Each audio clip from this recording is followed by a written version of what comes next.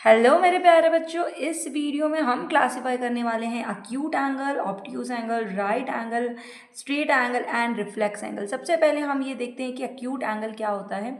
जब कोई भी एंगल 0 डिग्री से तो ज़्यादा हो और 90 से कम हो, वो एंगल अक्यूट एंगल होता है। ठीक है, अगर कोई भी एंगल 60 डिग्री का है, 70 डिग्री का है, 45 डिग्री का है, 0 से लेकर 90 के बीच वाले सारे एंगल्स एक्यूट एंगल होते हैं। अब ऑब्ट्यूज एंगल क्या होता है? मोर देन 90 डिग्री के जो एंगल्स होते हैं वो ऑब्ट्यूज होते हैं। जैसे 95 डिग्री हो गया, 110 डिग्री हो गया, 120 डिग्री, तो ये ऑब्ट्यूज एंगल होते हैं। राइट एंगल जो होता है वो एग्जैक्ट 90 डिग्री का एंगल होता है। एग्जैक्ट 90 डिग्री के एंगल को हम राइट एंगल कहते हैं। स्ट्रेट एंगल जो हमारा स्ट्रेट लाइन पर बनने वाला एंगल होता है, जो 180 डिग्री का होता है, उसे हम स्ट्रेट एंगल कहते हैं।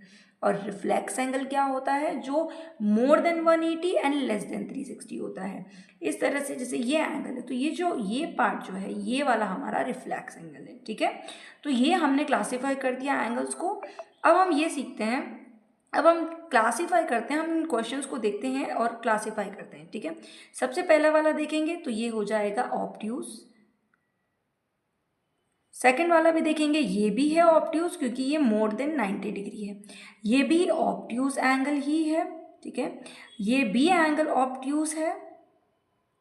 ये वाला अगर आप ध्यान से देखोगे तो आपको पता चलेगा ये ऑब्ट्यूज एंगल है, ये वाला रिफ्लेक्स एंगल है, ये लेस देन 90 डिग्री है, इसीलिए ये एक्यूट एंगल है, ये भी एक्यूट एंगल है,